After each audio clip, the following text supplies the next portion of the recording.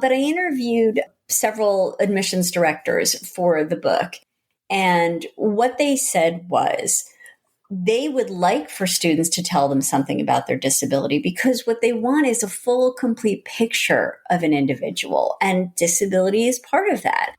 And what they also said is, and this can be confusing, and at the same time, they don't consider disability in their decision making, that they actually can't. So if you are a parent of a student and none of your kids yet have applied to college, what you'll find when you look at the Common App is that there aren't any questions about disability because colleges are not allowed to ask. That's an important thing to know.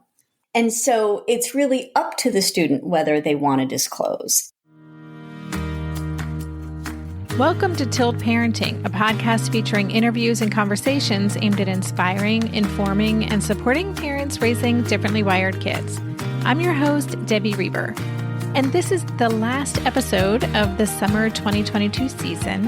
And to close out this season, I'm bringing you a special double episode all about college, specifically how families can navigate the application process and what's changed since COVID, as well as understanding the ways in which colleges may or may not support their neurodivergent students and what families should be looking for when exploring potential schools. I happen to know two fantastic experts in this space, and in fact, they've both been on this show before. So I reached out to them this past spring after reading a lot of articles about the changing landscape of college admissions and the experience of students on campus since COVID to ask them to share what they've seen in their work.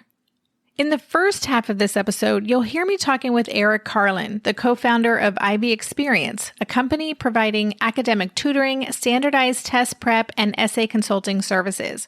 Since 2010, Eric has consulted with thousands of high school and graduate students on their college and graduate school application essays and resumes across the country and around the world. He gave a TEDx talk in 2018 called What Do I Need to Know About You?, inspired by his work brainstorming with students on their college application essays. So Eric and I get into what's different in the college admissions process today as a result of the COVID pandemic and whether or not he thinks those changes are here to stay.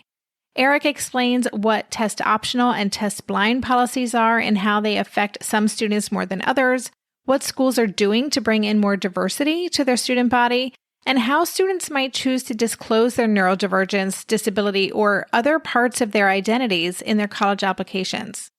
Then, in the second half of the episode, I'm joined by Elizabeth Hamblet, an expert in college disability services and helping neurodivergent high school students successfully transition to college.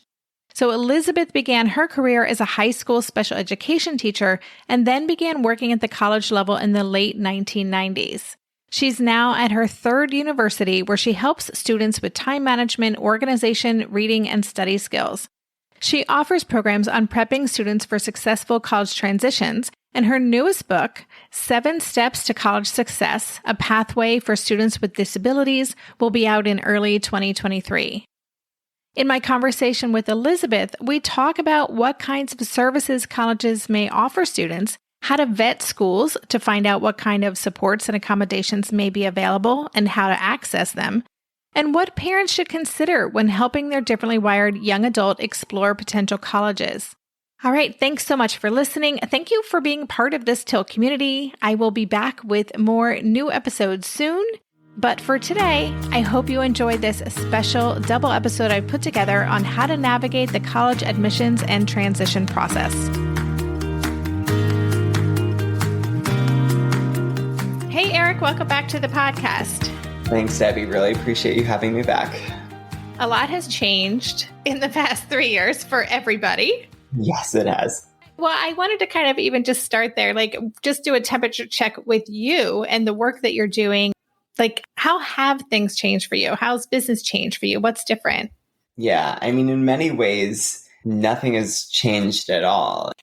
A lot of what college admissions is and my work with students has stayed the same. For years, we've always said to families that when you start thinking about the college application process, there's many factors out of your control. And I always encourage families to not worry about them because I think there's enough stress in this process and really just trying to reduce anxiety around this. And I say to families, there's really 5 things in your control. There are your grades and rigor. There are standardized test scores. There's extracurricular activities. There's teacher and counselor recommendations. And then there's the college essays and applications themselves. And I really try to keep students and parents focused on those 5 things. And if you think pre-pandemic to post-pandemic, those are still the 5 things in families' control. You know, I have a company, we still work with students on academic tutoring, on SAT and ACT prep, having conversations about activities, you know, working with students on essays and applications. So all that's the same. And I think a good starting point, because I know we have a bunch of topics we want to cover, is standardized tests and test optional, which is totally blown up in the wake of the pandemic, when it was really by necessity, because so many test centers were canceling every single month, month after month after month. So in certain states, in certain areas, students were able to take the SAT, but in many cases, they were not able to take it. So test optional wasn't so much a policy anymore of how you wanted to handle your college admissions. It was a requirement. Otherwise, you were cutting off and limiting access to tens of thousands of students, prospective applicants for your college. But the thing is, test optional is not new in any way. Pre-pandemic, there were more than 1,000 colleges and universities that were already test optional, Debbie. This is not a new idea. And now as things get back to normal, perhaps, I don't even know how to say that anymore, you know, what normal even means. But I guess as we get further away from the acuity and the highest peaks of the pandemic, it's interesting watching universities and how they are changing or they're not changing their policy.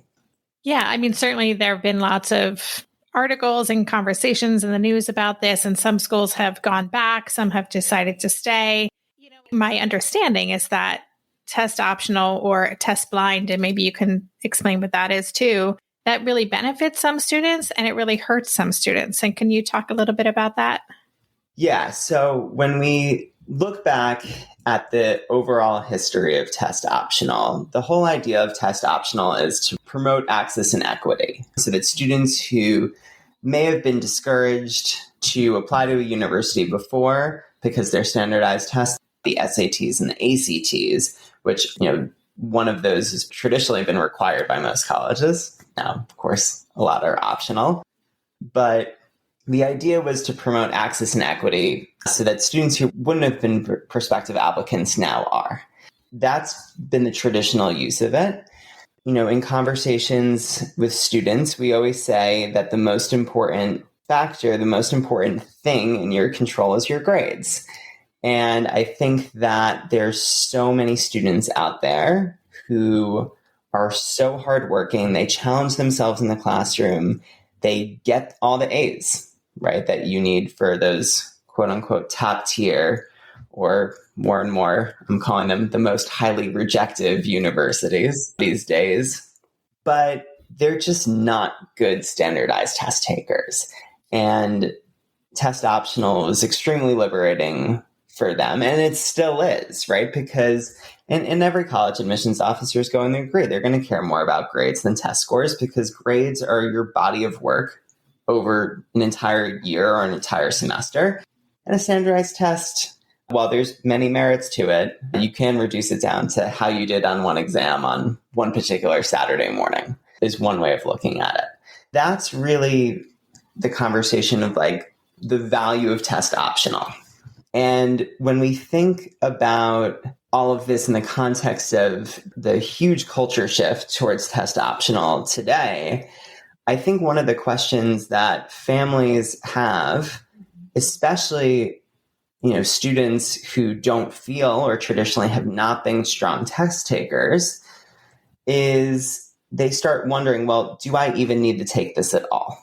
And how important is this even more? And I think that's one of the biggest misperceptions that's happened over the past few years, is that test optional has been perceived as, well, tests don't really count anymore. And I would point to a couple factors to say that's just not true. They do matter. It's just that there's greater flexibility with how they're viewed as part of, the college admissions process. So first and foremost, if we look at the data that's been released over the past year or two, there's not much, which is frustrating because when you are choosing whether to submit your SAT or ACT score or not, that's a data-driven decision. And I think that one of the frustrations that many families feel right now is they're being asked to make a data-driven decision without data. And that causes anxiety to families and not understanding what they should do. I have a huge amount of empathy for that because they're being asked to make a decision that how can they feel totally confident when they're doing it one way or the other, whether you submit or not. And I think that what leads to a bit more confusion is the fact that the little data that has been released shows that colleges overall prefer students and applicants who did take the SAT or ACT and did well and do submit their scores. That's not to say that they're not accepting test optional students. They are more than ever before. But if you said, Eric, do I want these scores? Is it important? I would say you at least need to give it a shot, to give yourself that opportunity to see if you can get that score, because it will be advantageous if you submit a score that's in or at or above the 50th percentile of what colleges and universities are saying their average SAT and ACT scores are for the most recent graduating class. And admissions officers say it. They have a great answer if you say, what does test optional mean? Are you really test optional? And they're going to tell you, Debbie, that you're not going to get penalized for not submitting the SAT or ACT. And at face value, you go, oh, that's great. We're not going to get penalized. But I'm a big sports fan. And last I checked, if I'm watching a Phillies game and the Phillies score 0 runs and the other team scores 2, you don't lose points. You don't lose runs. Better analogy is a basketball analogy, right? Watching my poor Sixers lose in the playoffs. Every time you miss a shot, you don't lose points. You just don't gain any points. And if the other team gains more points, they're going to win. So I think when you think about it in that way, you go, oh, this is something I do want. And I think that when we talk with families of neurodivergent students, there's this mindset for many that the tests are not going to be for me. So I look at test optional and perhaps I don't even try.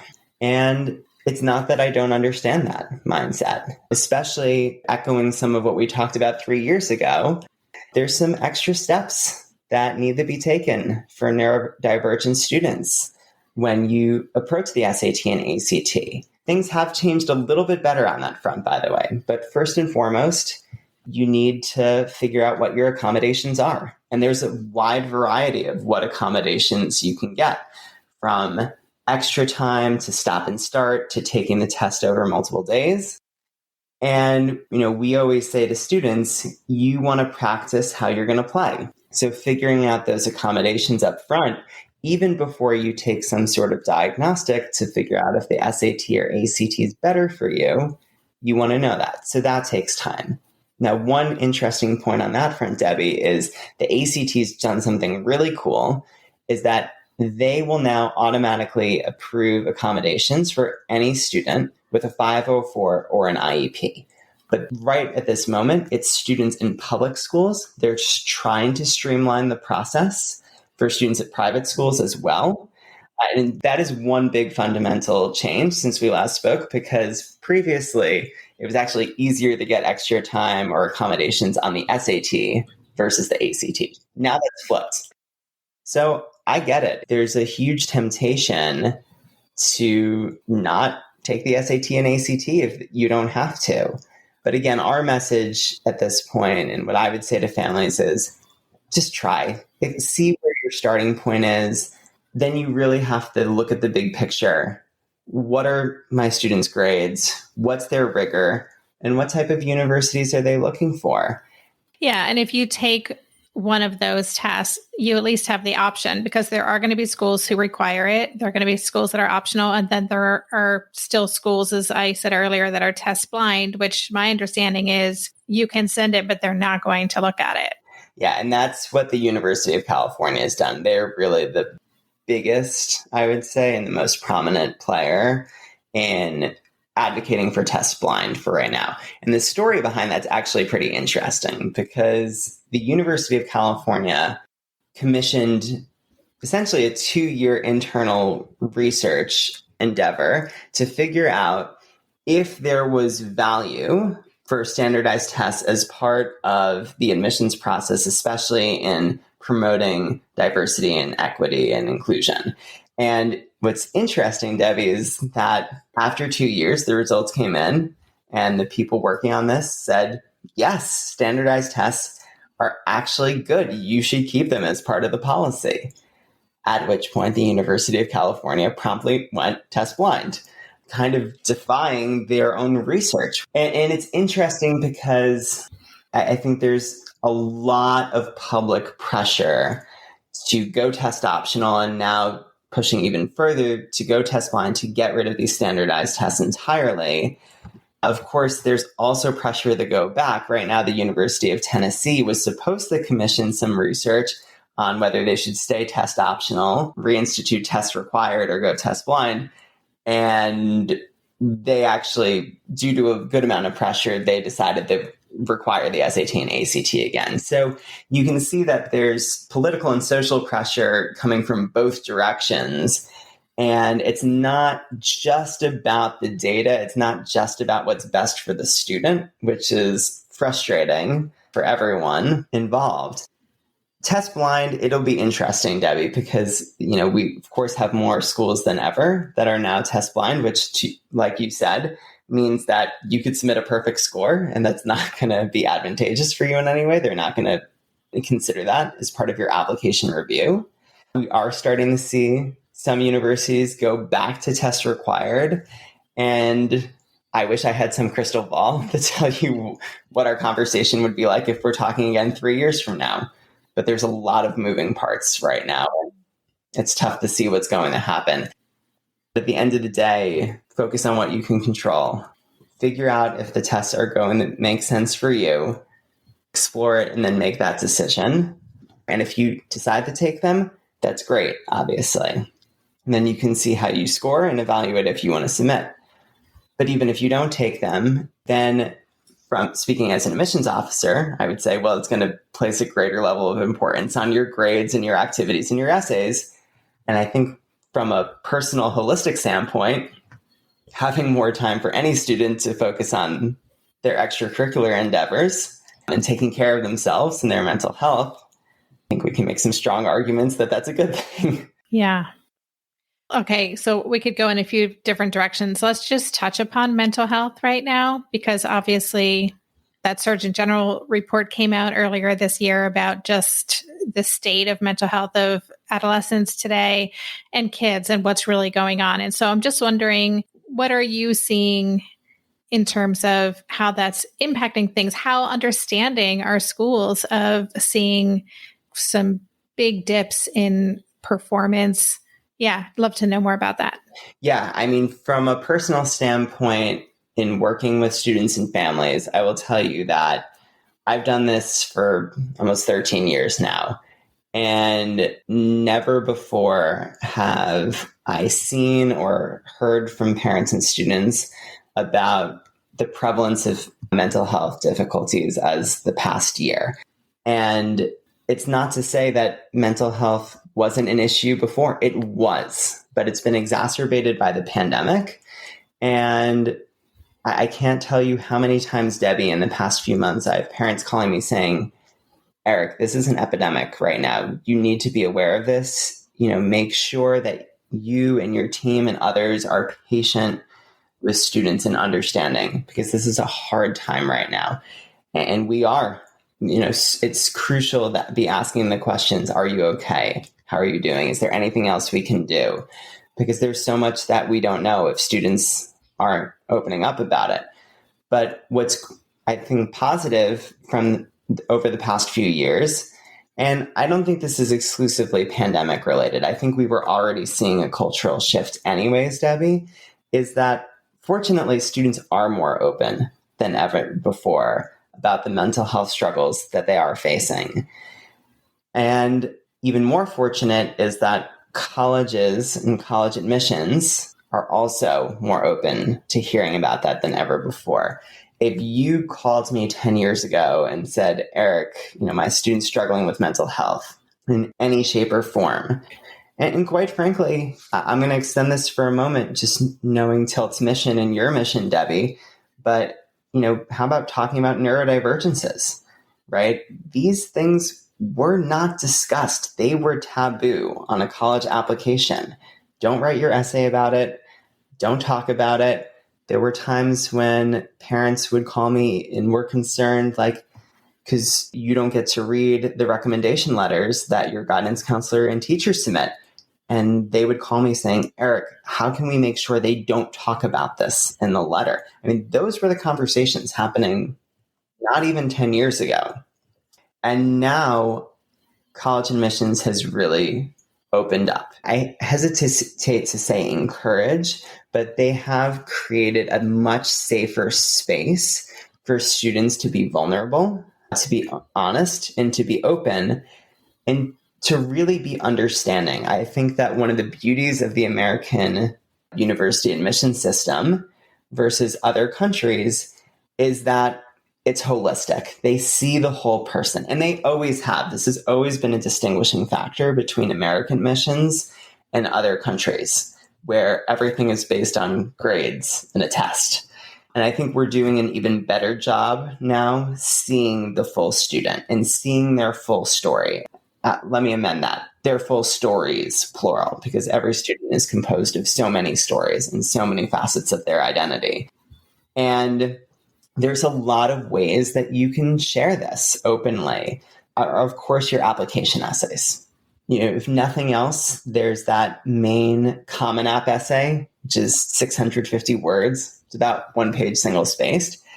And there's numerous prompts you can choose from.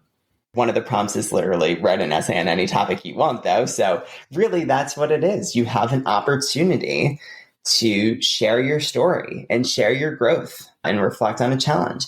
But maybe you don't want to reflect on a mental health struggle there, or maybe you don't want to highlight your neurodivergences there. Maybe you have other stories to share, but you still want to share mental health, or you still want to share your neurodivergence. Well, that's great. The college admissions and applications have given other opportunities. So there's also something called the additional information section, which is the same word limit, 650 words. So again, page single spaced.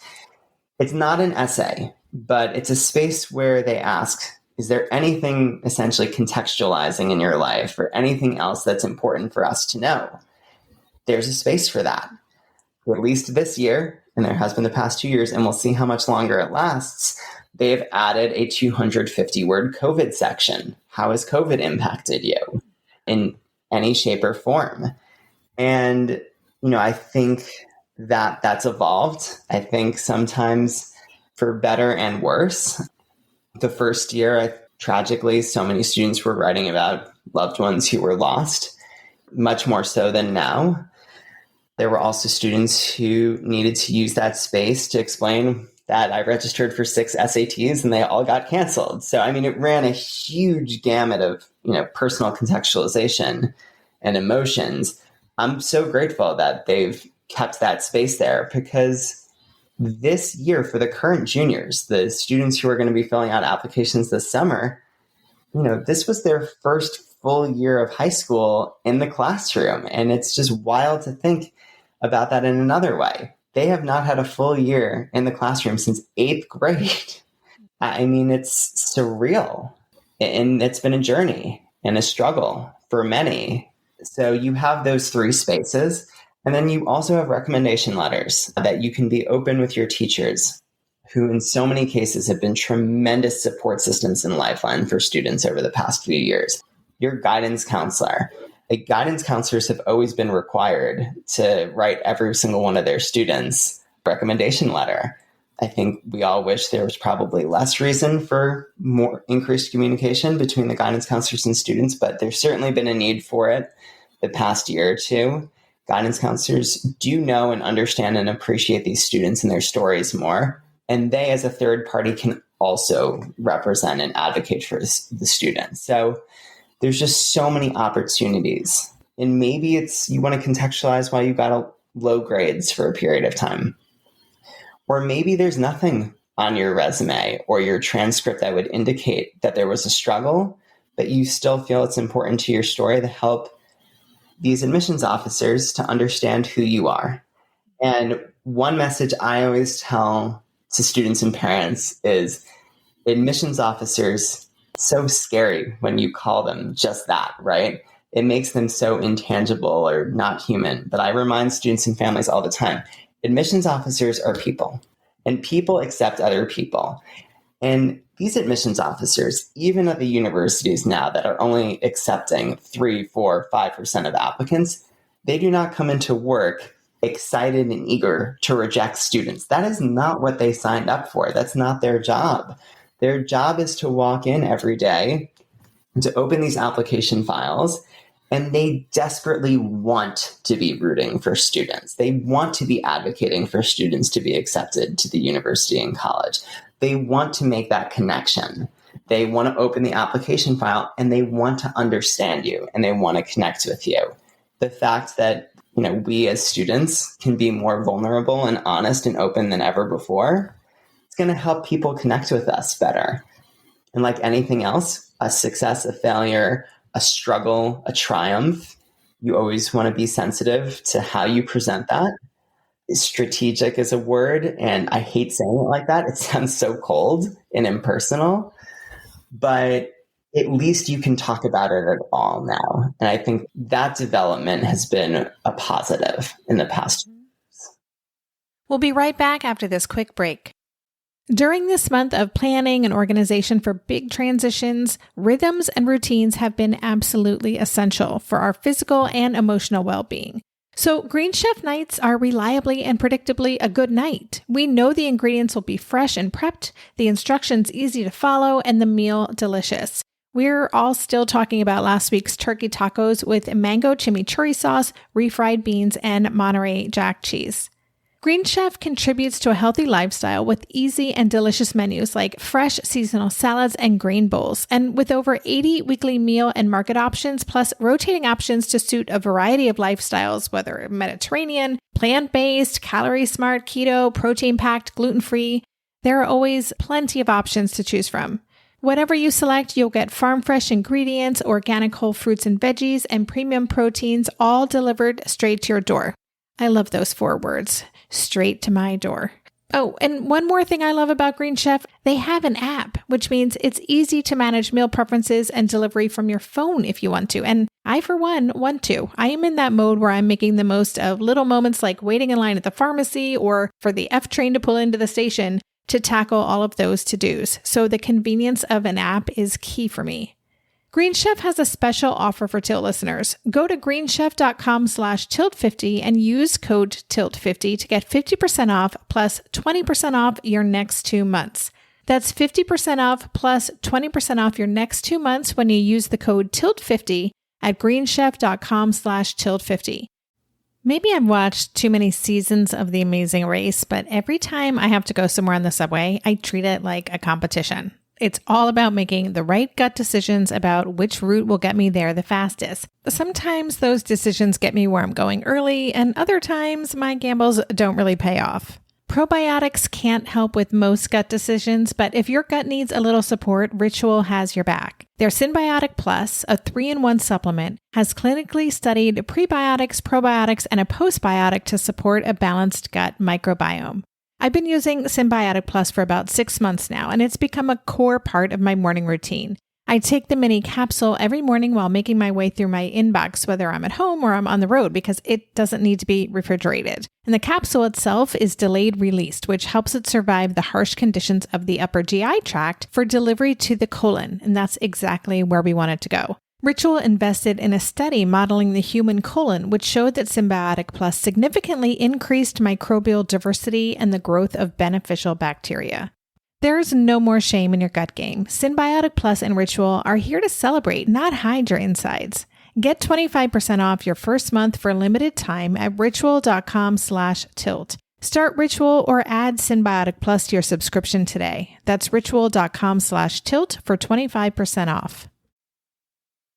So just to take that one step further, being able to talk about it is great, and being able to be vulnerable. And that's something I have heard that there's been a big shift. But, you mentioned DEI. If we think about neurodivergence as part of that diversity piece, that inclusion piece, are schools interested looking at gender identity? We know that many neurodivergent kids are also on their own gender journey, which has really exploded in the last few years. Are these things that schools are actively looking to bring in diversity in that way to their student body? Yeah, absolutely. And there's so many different ways of looking at this and knowing that to be true. I mean, one, if nothing else, is you can Google any article from this past year, and you can do like a university class of 2026 admission statistics, right?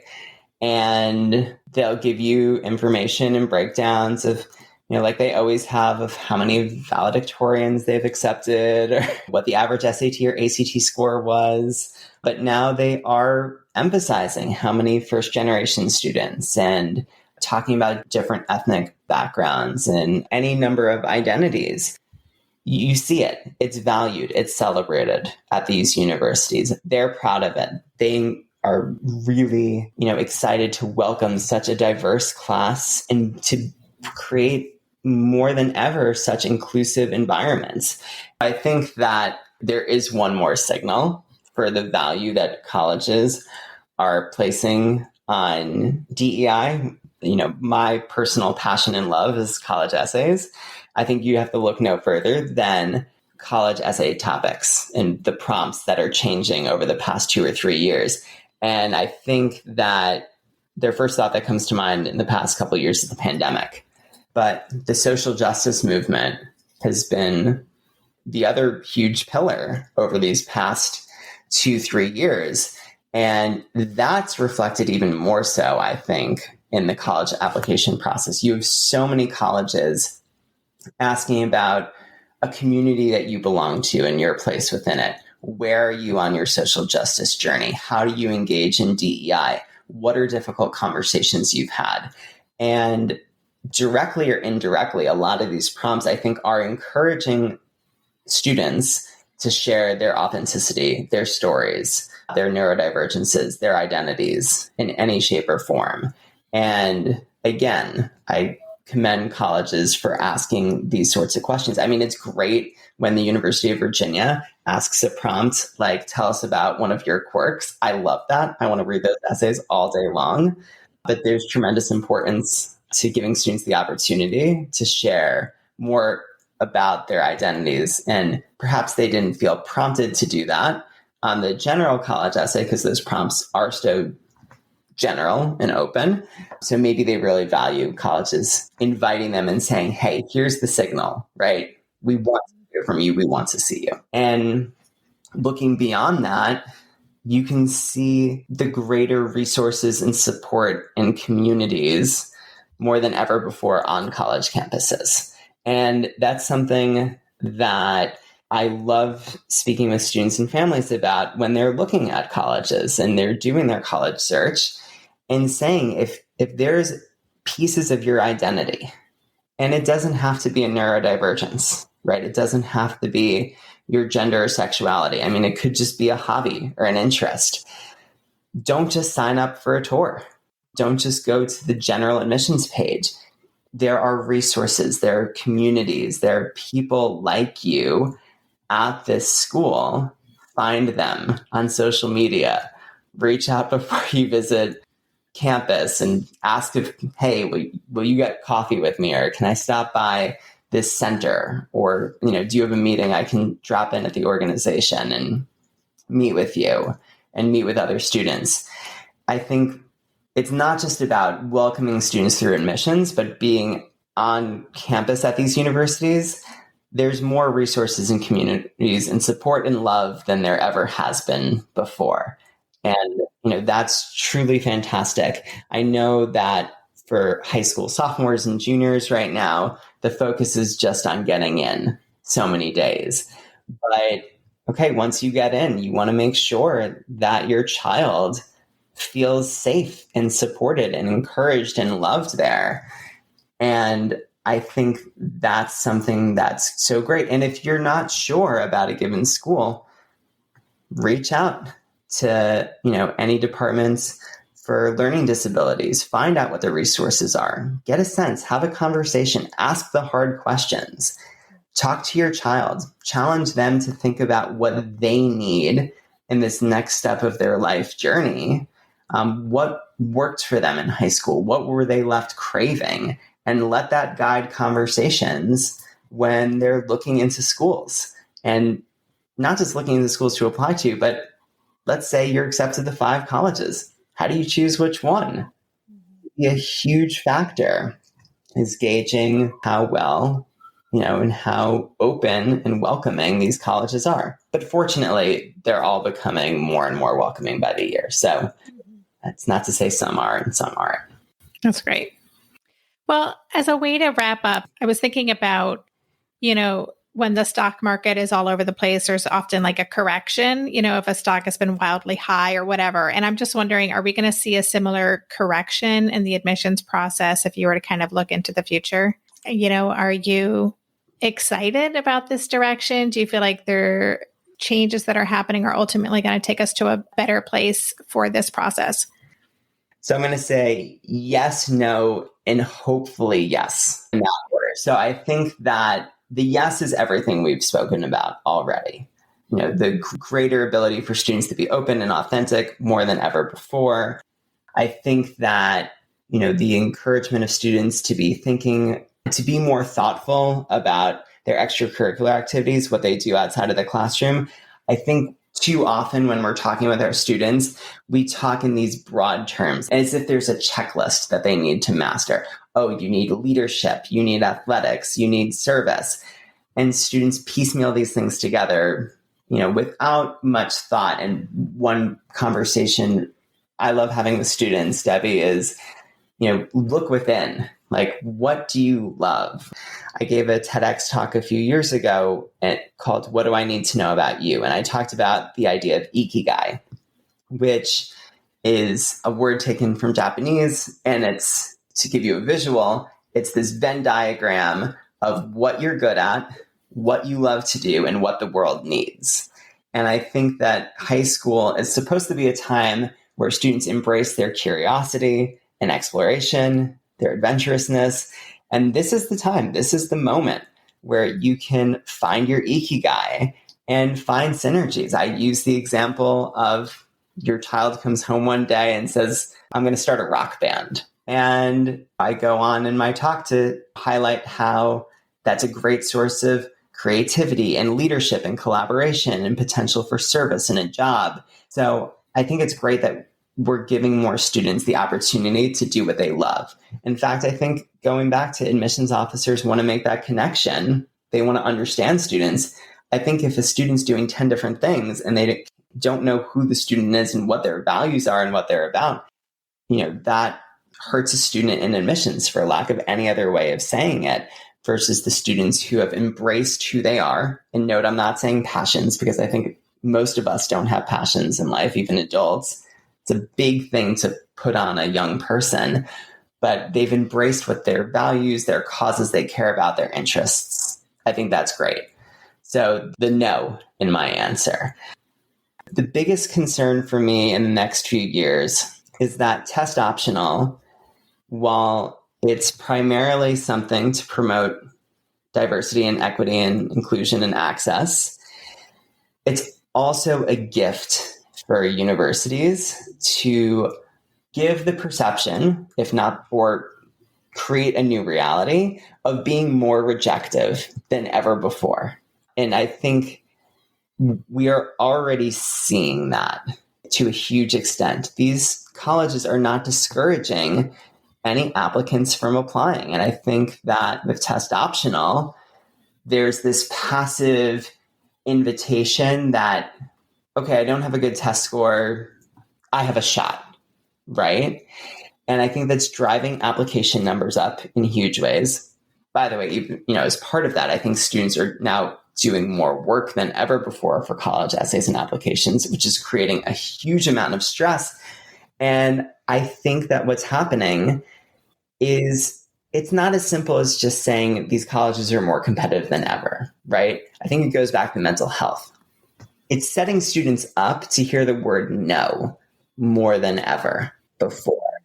And there doesn't seem to be enough people stopping these students from doing that. Or it's taken too lightly that, yeah, you're going to hear the word no more than yes, but have we really thought about the implications of what that means for students and families, to be quite honest with you, in this process? And, as we see more and more colleges by the year drop into single-digit acceptance rates, you're seeing more and more students be totally deflated as they finish this process. And instead of feeling incredibly excited as they choose their college and they take this next step in life, there's a bit of bad taste in their mouth. And I think that colleges aren't doing enough to tell students, don't just apply to every college, be more thoughtful, apply to the right colleges, find a balanced list. Make sure that if you're going to put yourself out there a lot, you're ready to receive, perhaps more negativity in the form of a denial than you ever have in your life. And if you can brace yourself and you're ready for that, that's one thing. But if you're not, it's a tough thing and it's a tough conversation. I'm worried that we are in a bit of a rat race to the lowest possible acceptance rate. There was a satirical New York Times op-ed years ago. It could have been 5 or 6 years ago at this point, where the whole article was about how Stanford finally achieved a 0% acceptance rate and how all the other colleges and universities were incredibly jealous of how Stanford had accomplished that. And I mean, we laugh, we chuckle, but once you're getting to 3-4%, not to mention 2% for some, 1 or 2% for some specialized programs, it seems more a reality than ever before. Mm-hmm. So I did offer hope, though, right? I said yes, no, yes. And I do think there is a yes here, which is as more of these students and more of these young people who are so impressive and work so hard and have just such incredible values and curiosities, as they become more spread out, right? It's not just 8 colleges anymore. I'm passively referencing the Ivy League there, right? Which I always joke, all the Ivy League is an athletic conference anyways, right? I mean, that's what it boils down to. But as these students are getting more and more spread out across liberal arts colleges, public universities, their state colleges, the top tier research institutions, I think that it's not that we're knocking the traditional elites off of a pedestal, but we're raising up other institutions. We're eliminating stigmas that you only have to be at X, Y, or Z schools to achieve certain levels of success in life. And that idea gives me hope that when these young adults, become college and graduate school, alumni and graduates, that they don't forget this lesson and they don't lose that perspective. And that when they raise their own children in the years to come and their own children are going through this process, there's less pressure being put on their own kids because they can say, with more insight and experience to their children, we know you're going to be okay no matter what. You will be successful. So we're going to raise you to be better people and not just better applicants. I really am hopeful, Debbie, that is accidentally the most positive byproduct that we can have out of the shifting culture. I hope right now we are nearing, or hopefully we've passed the low point in all of this, and we can start getting to a place where students are being more thoughtful, and parents in the years to come to be are more appreciative and approach all of this with more gratitude and perspective and support and love than ever before. Yeah. That's a great note to wrap this conversation up. Can you just tell us a little bit about your company and how listeners could engage if they're looking for support as they navigate this process? Yeah, sure. So I started this company. I co-founded it with another guy I went to college with back in 2010. Our company's name is Ivy Experience, which I want to be very clear to all listeners. We work with students no matter what their goals are. In fact, last year, the students we worked with on essays and applications got accepted to, I think, nearly 350 different colleges, right? So the name is more representative of the fact that my business partner and I both went to Penn. We started this company right out of college, and it was more reflecting on our own experiences, but we really want to support students on their journeys, no matter what their goals are. And we support students on academic tutoring, SAT and ACT test preparation, and then working with students and families throughout the college application process, especially on the essays, which is, again, a personal passion of mine and so many other people on my team. And what's been amazing in pre-pandemic, pre-Zoom, becoming such a part of our daily vernacular is, while we started as a small local Philadelphia company, word of mouth is a beautiful thing. And now we've worked with students in 39 different states and 22 countries and counting. So it's been amazing to work with so many different people all across the country and around the world on so many different facets of the process. So you can call at 267-888-6489. Our email address is info@myivyexperience.com. And then our company's website is ivyexperience.com. So there's a lot of ways to reach out and engage with us.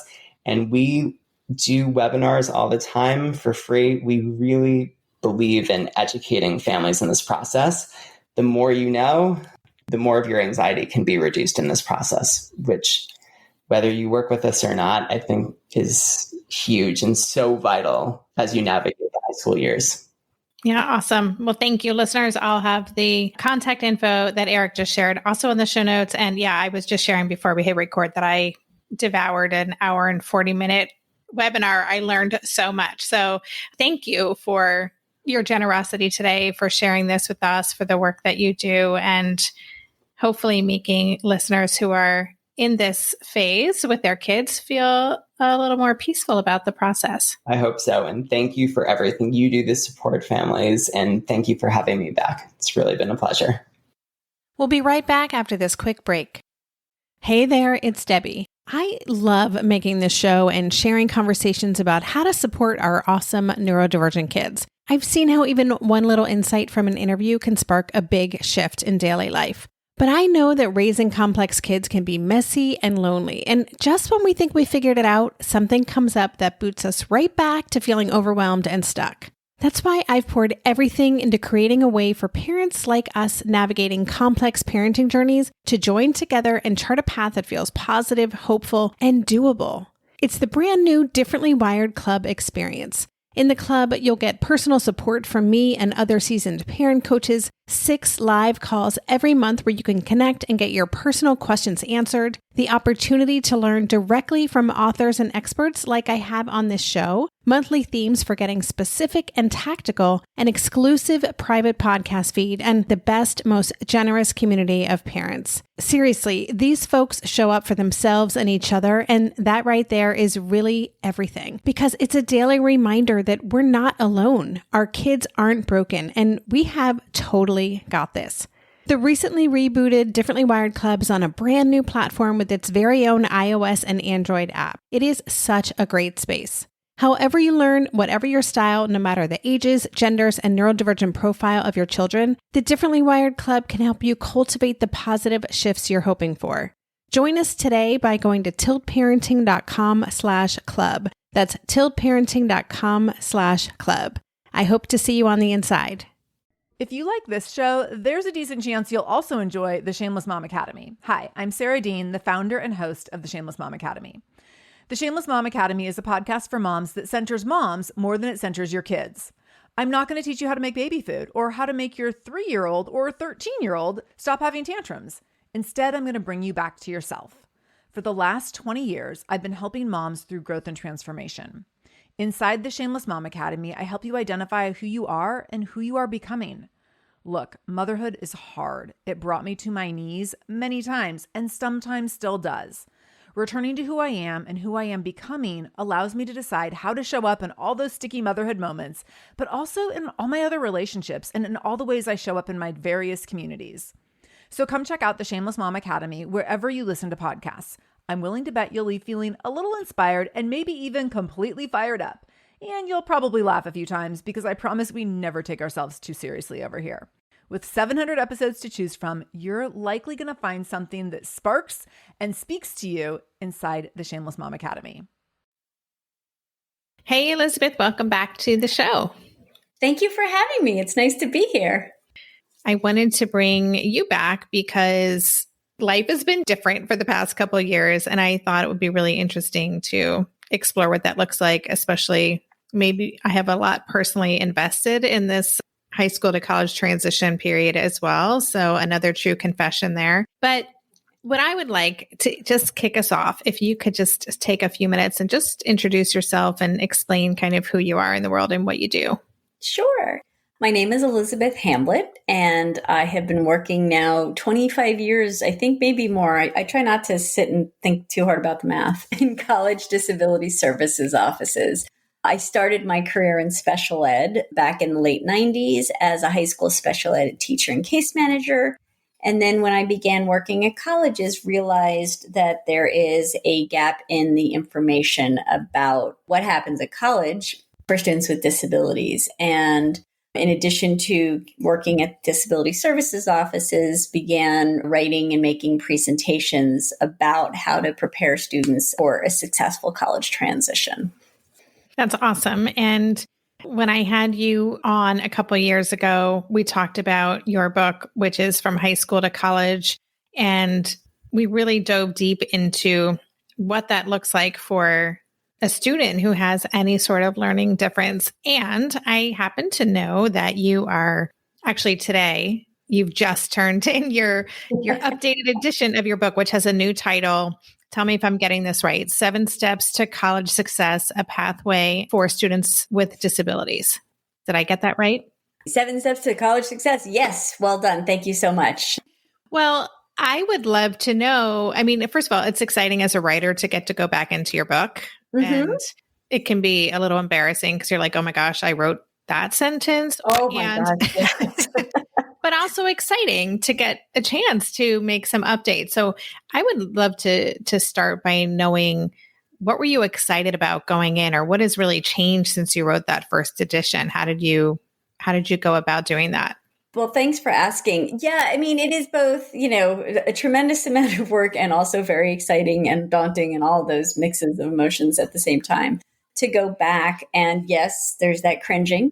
But I think, one of the changes in this time is I have actually had the opportunity and enjoyed very much interacting a lot more with parents over the last several years. I run a Facebook community now for parents specifically focused on college transition and accommodations.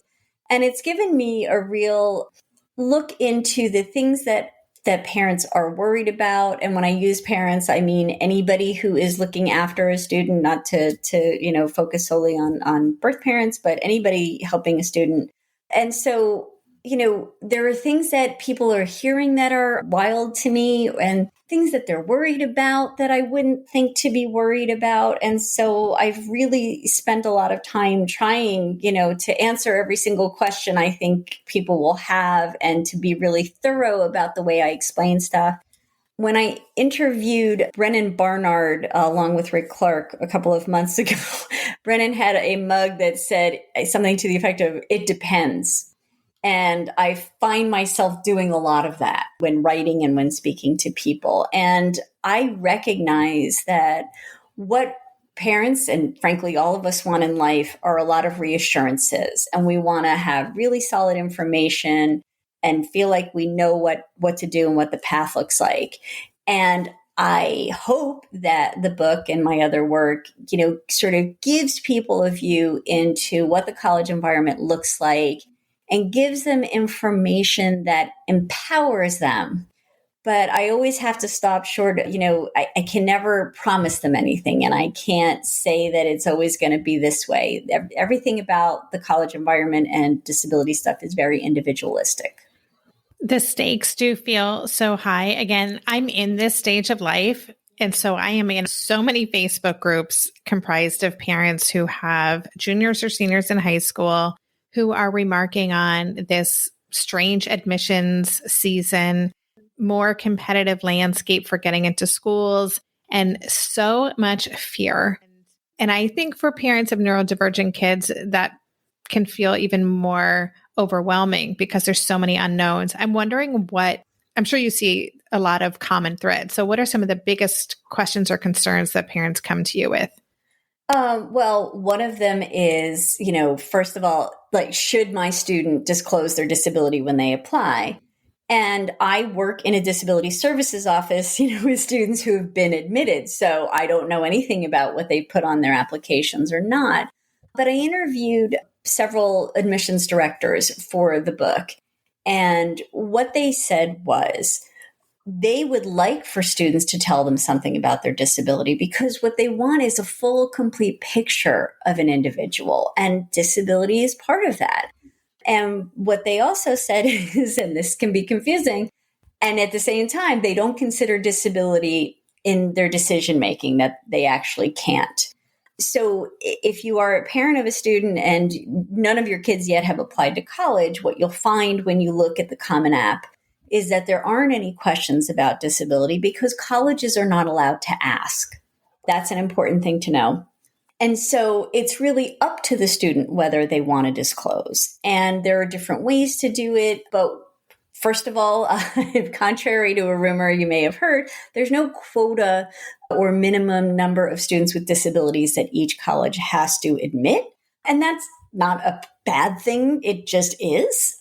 And actually, what's funny about it is it couldn't possibly work properly in that because students don't have to disclose their disability when they apply, how would a college know how many students it was admitting? Because I don't think you should assume that every single student would tell them that they had a disability. And so, I do like to use stats that exist or the absence of them to kind of counter some of these ideas that people get. And there's also no cap on how many students with disabilities at college can admit. In fact, they specifically are not allowed to have a cap. So that's a question. People want to know if their student, for instance, didn't take some of the classes that are required for admission, let's say, to Reber University, whether the school would have to make an exception for their student because they have a disability and that's the reason they didn't take the class, or they went to a specialized school that didn't have the class, or perhaps they were homeschooled, whatever it was. And the answer is they don't have to make accommodations in that way or alter their admission standard. They very well might, but, again, those would be individualistic things. Now, I know that the University of California system has a formal opportunity for students who don't meet the criteria to get in. It's called admission by exception. And you can find that link online. I'm blanking on the specifics, but as far as admissions questions, those are the ones I hear frequently, or the myths I hear. That's so interesting, the admission by exception. I'll have a link to that. I'm going to check that out. I just want to circle back. You said that schools can't consider neurodivergence or learning disabilities as part of the process. And I read this very interesting thread on one of the aforementioned Facebook groups about how some parents were quite upset that there wasn't a formal place to say it because they saw their child's lack of certain types of maybe leadership at school, or, things that their child may not have on their quote unquote resume because of their learning disabilities or their autism or their neurodivergence, and that that it's going to look like they haven't done all this stuff. Meanwhile, this student has these very real learning disabilities and things going on that make them not a typical student, right? And so how do they make sure that schools see the whole picture? And so you're saying a student could disclose perhaps in an essay, like there are other opportunities to do that? Yeah, absolutely. When it comes to the essay, some of the consultants I know, recommend that they write about whatever means the most to them. In other words, if you are a huge hockey fan and that is your life and you get up at 4 a.m. to go play hockey, then write about that. There is a section on the application. It's called like additional information or something like that. And they can put that in there. We talk a lot in the transition field about this concept of self-determination, right? Students who decide for themselves what they want to do. And it doesn't mean that they should have to do so without any guidance from anybody. But that decision about what goes into that application really should be the students. And, they can seek information. The parents can suggest it. These directors all, suggested being, fairly matter of fact about it. I would think if you're going to write an essay, perhaps we'd want to expand a little bit more. But, to have somebody else look at it and talk about what they've said and how they present themselves. And families should remember too, look, there are students who don't have those activities because they go to work. They have to work after school. There are lots of reasons why a student has it. I guess your point is they want them to know about it. But I wouldn't see it as a negative either.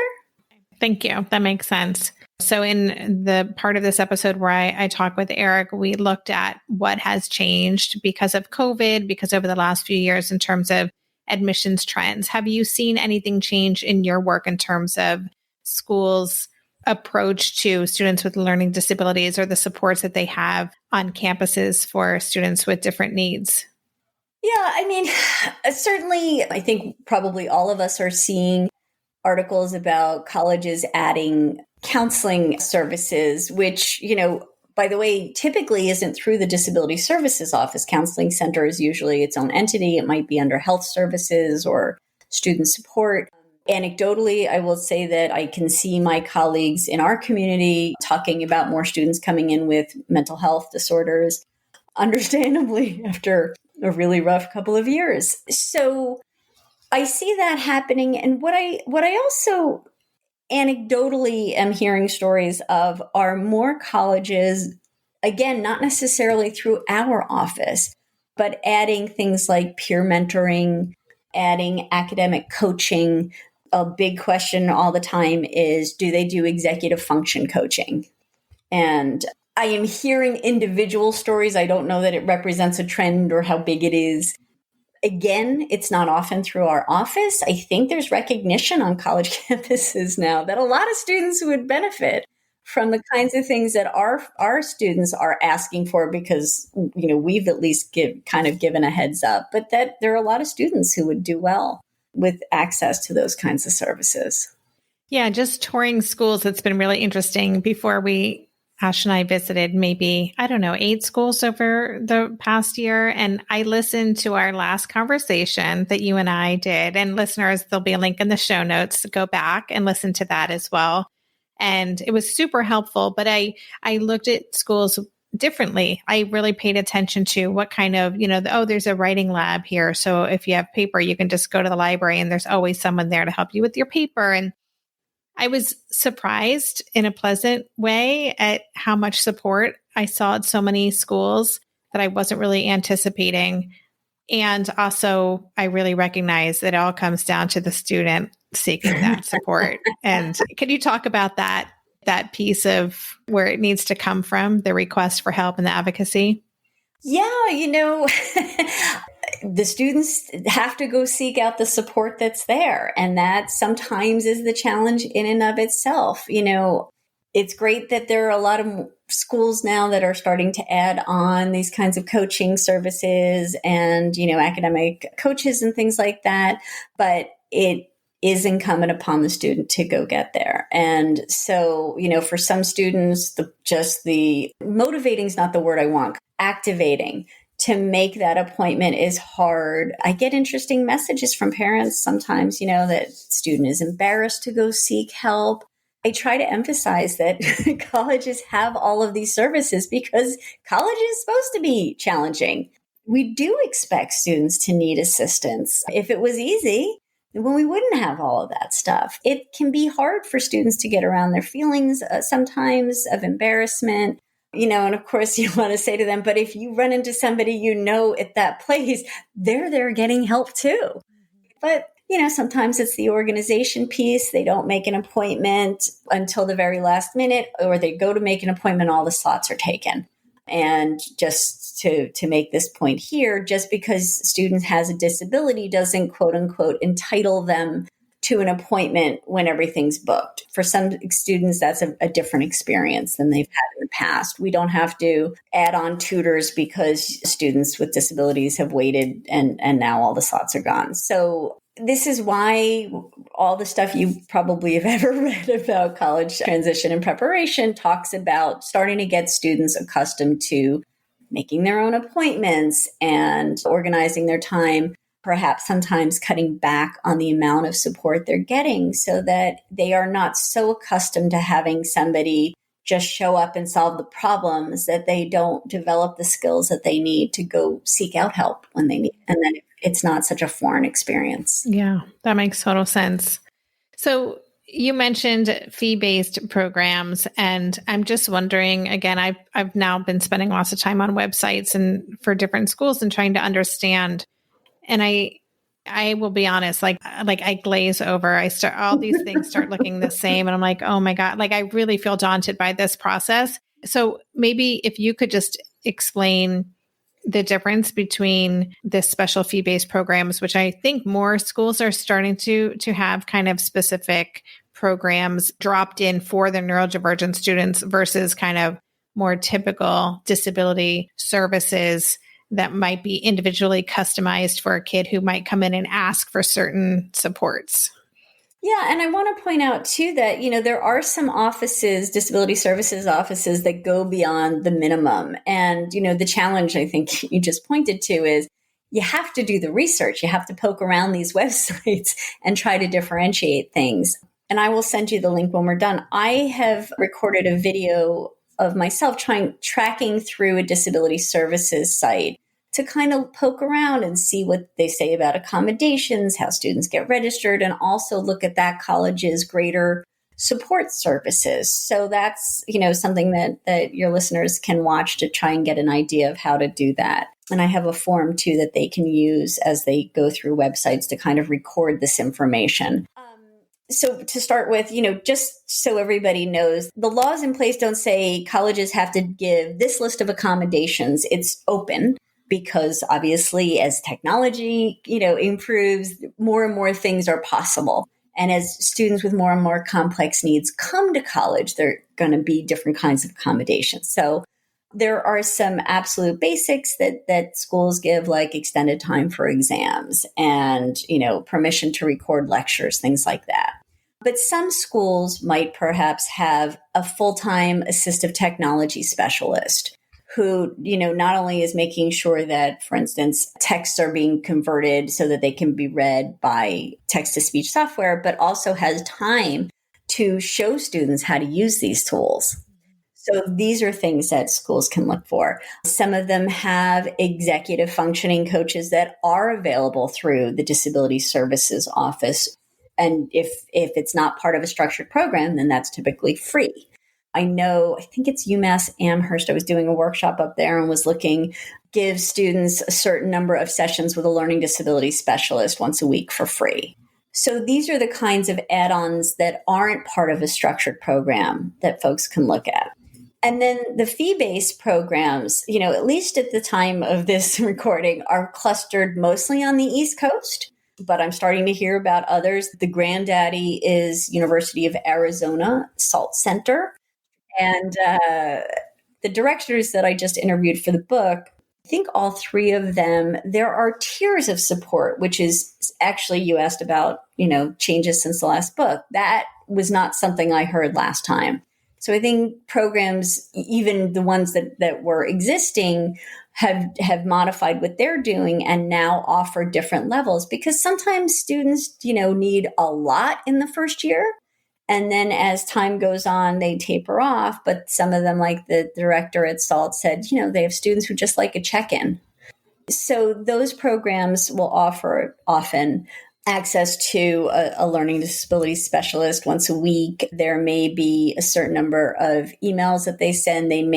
Some of them may check on grades, which not all of them do, and, try and keep students on track that way. They might have workshops that they offer, especially some of them do college counseling. I mean, SALT is enormous. They do counseling. They might do specialized career counseling. And some of them do offer scholarships. So that's something to look at if you're looking at those programs, check and see if they do scholarships. So, they are adjustable now, at least more of them. But what is something I want to share is that the directors had also said, the students who do well with these programs are the ones interested in using them. Ones who don't get a lot out of them are the ones who lack self-awareness about their own learning issues, about areas where they would benefit from improvement. And, often they're in that program because their parents wanted them in that program. Yeah, it makes total sense. I mean, as is the case always with our kids, they need to be bought in and intrinsically motivated, or none of this is going to work. And so many of us as listeners are being kind of the prefrontal cortex for our kids throughout their educational journey. And then they go to college and I think parents kind of expect that they're going to take over. And that doesn't always happen right away.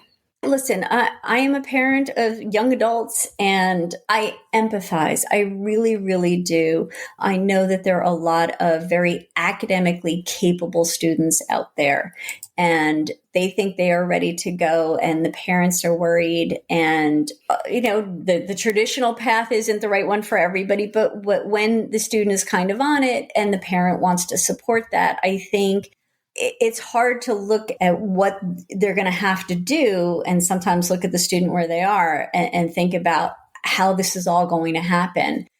Do you know Ray Jacobson? Mm-mm. Oh, she's a writer for Child Mind Institute, and I interviewed her for the last book. And she had, a really circuitous journey to and then through college. And she said a lot of really wonderful things. But one of the things she said is that, sometimes parents think that because their kid got into the school, and sometimes the student, she said she herself thought that, did they just get in, that makes all the problems go away. And that's it. Not to take away from the student's accomplishment of getting into college, but nothing magical happens with that acceptance.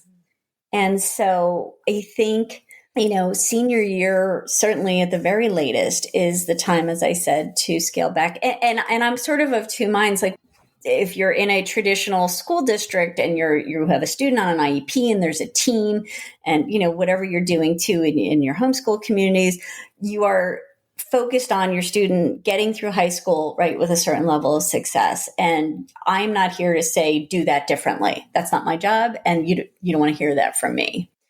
But I think having an eye toward what it looks like when all these adults go away at college is really important. Mm-hmm.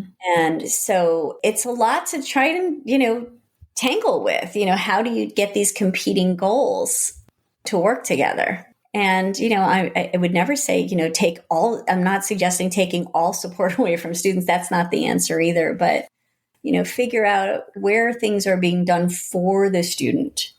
And whoever that is needs to be working on teaching them strategies to accomplish those things themselves. And then we start to remove the supports and see, because, maybe students don't have a realistic sense of how much they're doing on their own. Mm-hmm. And that's one way to find out.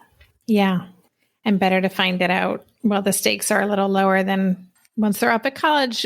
I mean, certainly we've talked to many people on the show who have had a very circuitous, path and have dropped out of college and gone. But, I think that is probably more the norm than not for neurodivergent kids. But I think it can also be especially hard on their self-esteem and confidence if they crash and burn, freshman year and then having to come back and reassess. And so I think it's good to just be aware of that and think about those things. And like you said, I mean, as you were talking about that, I'm like, it's kind of like thinking that, you know, if your relationship isn't going well, let's get married or let's have a baby. That will fix everything.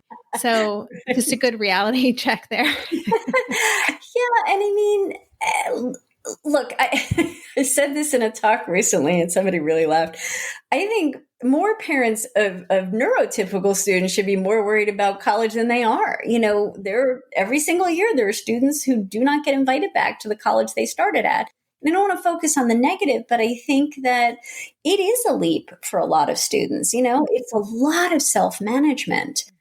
And so it's hard to have a realistic sense of how a kid is going to do. Excuse me, a young person, a young adult. When you send them off, you know, we all cross our fingers, I think, and hope that they will, for instance, get enough sleep, eat reasonably well, go to class. Remember to eat. Yeah. Right. And also, you know, it's not, I mean, I haven't been to college since a very long time, but, you know, I don't think it's always like food is available whenever you want it, like at home. You know, there are designated times to go get something that isn't garbage to eat. And it's so much self-management. Nobody is looking after these students. Nobody is, you know, they don't clear out the dorm in the morning and say, okay, everybody now go to class. And after class, the professors don't say, okay, now go back into the, you know, go to the library or don't go back to your dorm. If your roommate's going to talk to you, go somewhere else and study. That would be nice, though. I could have used that when I was at college. Maybe that's the next fee-based program. I don't know. Yeah. I did want to just say I looked up the SALT program is the Strategic Alternative Learning Techniques program. So I'll have a link to that in the show notes too. Before we say goodbye, you've already shared so much insight. And I think that last chunk was just such incredible, good advice to keep in mind. Is there anything else that you really want parents to know about this process? If there are parents of high school students who are just starting to think about this, or maybe they're right in the middle of it and they're feeling overwhelmed by all of it, what would you want them to know? Oh, that's a great question. I mean, first of all, let me start with the positive. Students with disabilities are going to college and they are being successful and they are graduating and they are going on to lives, hopefully, you know, doing exactly what they want to do or figuring out what they would like to do. So I think that's it. You know, I think I was just looking at the stats. They don't gather stats as often as we'd like for sure, but I think National Center for Educational Statistics, the 2015 to 2016 academic year, 11% of students enrolled at college said that they had a disability. And those are only the ones that said they had a disability. There might have been others we don't know about. So your student certainly has a lot of options. And there are more than 4,000 colleges in the country, 2- and 4-year schools. So there are a lot of different options. So be enthusiastic and be optimistic. I think it is smart to look at the supports at all these colleges and at least have a sense of what's available. Don't forget, by the way, and neurotypical students should do this too, to look at graduation requirements for each college, because there may be variations. And while, you know, colleges have to consider substitutions for courses that are very challenging to students, they don't always have to make those. And so, you know, if your student doesn't like math, there may be colleges where they don't have to take math, regardless of whether or not they have a disability. So that's important. And if they have identified a major, it's a good idea to look at what kinds of classes those majors require. I was just talking about when I worked at the State University here in New Jersey, we had a bunch of students in psychology who couldn't pass statistics. And that is a very, you know, typical psychology requirement. And so one of my colleagues who runs the Disability Services Office at Boston, one of the things she said in her interview, and that's a good resource for your community too. She is co-author of a book for parents about students with autism going to college. And Lori said, the reason it's so important to learn about what does and doesn't happen for students with disabilities at college, in part, is that she, as a disability services director, doesn't want the first thing students to hear from us be no. And so the more you learn about what your students can expect, also the better opportunity you have to prepare them for that. Mm-hmm. It is important to know what kinds of things schools do. It's been a few years since we talked last, but sometimes parents in my group say, well, she can't write a paper. Why can't she just talk to the professor about it? Or, they can't do multiple choice tests. Why can't the professor give them another kind of test? And those are the kinds of things that are, if they're happening, they're not happening frequently. Mm-hmm. That's great. Thank you. And yeah, listeners, the book that Elizabeth's referring to, there will also be a link to that in the show notes. What I do, just so listeners, if you're newer to the show, when we go through and edit this episode, I take note of every book title, expert, everything of import that comes up. And I always include links to those resources. So you can always go back and find that. So I'm super interested in looking at the video you mentioned in terms of watching you kind of do a deep dive into researching the Disability Services Office of a school. Curious about that. And then I know that you also have a webinar that listeners can check out. So can you share about that and then tell listeners where they can engage with you? Oh, sure. Thank you. So I have an on-demand webinar about academic accommodations at college. And there's lots of free information that I have out. I have a site that's full of posts that I've written just for that, and that had bonus interview content from the book. There's a YouTube channel, all of this stuff that is free for folks to access.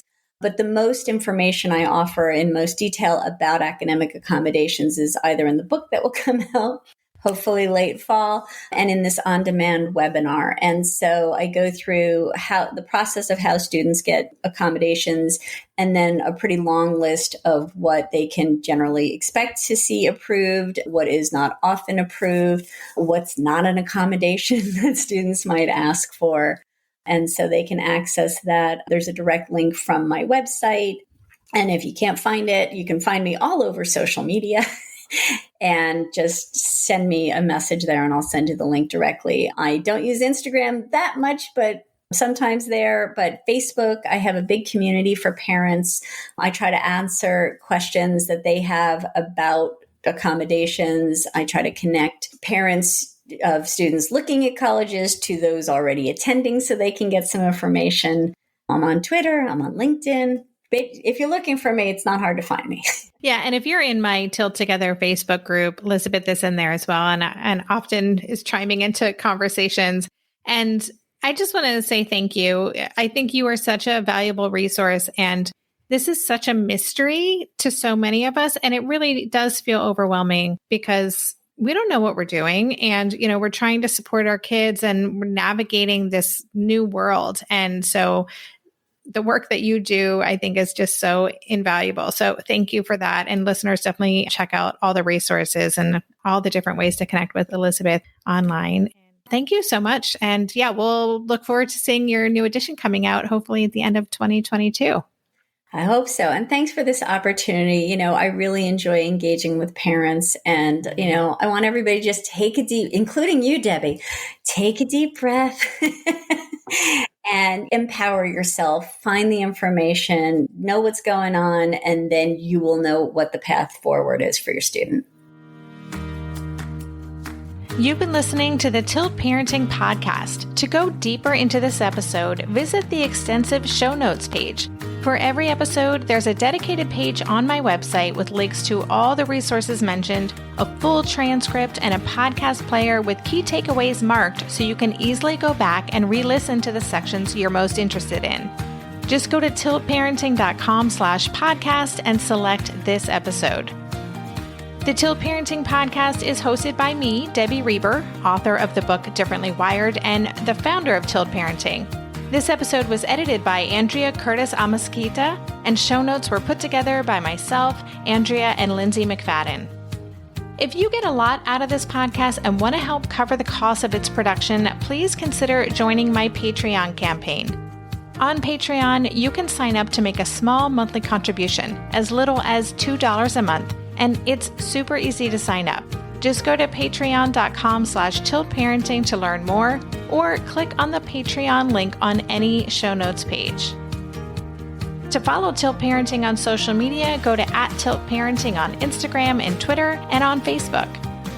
Lastly, please help this podcast stay visible and easily found by the listeners who need it by subscribing and leaving a rating or a review on Apple Podcasts or wherever you listen to podcasts. Thank you so much.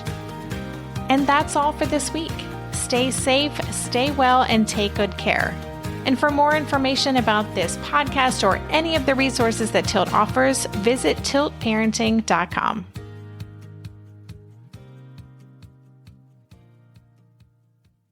If you're a parent, I invite you to join us at the Mindful Mama podcast, where it's all about becoming a less irritable, more joyful parent. With sometimes hilarious and always thought-provoking experts and friends, at Mindful Mama, we know that you cannot give what you do not have. And when you have calm and peace within, then you can give it to your children. I'm Hunter Clark Fields, and I can't wait to see you there. Listen in to the Mindful Mama podcast.